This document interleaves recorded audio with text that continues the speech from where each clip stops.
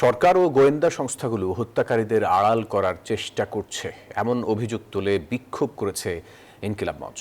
শুক্রবার বাদ জুমা ঢাকা বিশ্ববিদ্যালয়ের কেন্দ্রীয় মসজিদ থেকে বিক্ষোভ মিছিলটি বের করে সংগঠনটি। আর এদিকে বিচারের দাবিতে সারা দেশের বিভিন্ন জেলায় বিক্ষোভ এবং সমাবেশ অনুষ্ঠিত হয়। প্রতিনিধিদের পাঠানো তথ্য ছবি নিয়ে ডেস্ক রিপোর্টে থাকছে বিস্তারিত। ওসমান হাদি হত্যার বিচারের দাবিতে আবারও রাজপথে ইনকিলাব মঞ্চ। শুক্রবার বাদ জুমা ঢাকা বিশ্ববিদ্যালয়ের কেন্দ্রীয় মসজিদ থেকে বিক্ষোভ মিছিল বের করে সংগঠনটি। মিছিলটি কেন্দ্রীয় মসজিদ থেকে টিএসসি হয়ে শাহবাগ সড়ক প্রদক্ষিণ করে রাজু ভাস্কর্যের পাদদেশে গিয়ে শেষ হয়। সেখানে বিক্ষুব্ধ ছাত্র জনতা অবস্থান নেয় এবং বিভিন্ন স্লোগানে প্রাঙ্গণ মুখরিত করে তোলে।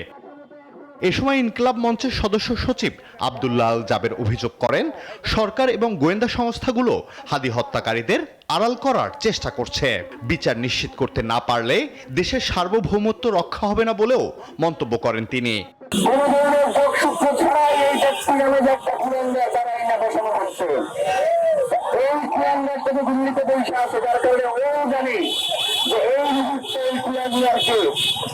এই সরকার কিছু করতে পারবে না, যার কারণে সেও পুরো যুক্তি রাখতে পারতেছে না। আমার তো মনে হয় রাষ্ট্রের ব্যক্তি ব্যক্তিরা এই কুলাঙ্গারের সাথে যোগাযোগ করিও না। সব মশার বিরুদ্ধে সুরক্ষা দিতে এলো বসুন্ধরা এক্সট্রিম অ্যারোসল, মশার বিরুদ্ধে এক্সট্রিম সুরক্ষা। জুমার নামাজের পর চট্টগ্রাম আন্দরকিল্লা শাহী জামে মসজিদের সামনে থেকে বিক্ষোভ মিছিল বের করে ইনকিলাব মঞ্চের নেতাকর্মীরা। পরে জামাল খান হয়ে কাজীর দেউরিতে এসে সমাবেশে যোগ দেন তারা।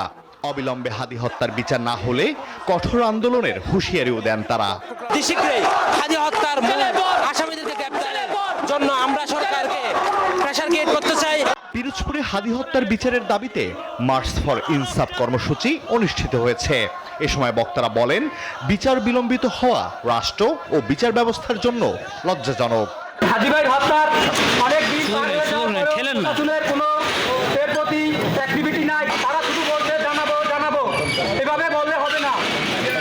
দ্রুত চার্জশিট পুনঃতদন্ত, সব দোষীদের গ্রেফতার ও প্রকাশ্যে বিচার নিশ্চিত করার দাবি জানানো হয় বিক্ষোভ সমাবেশ থেকে। Desk report, news 24।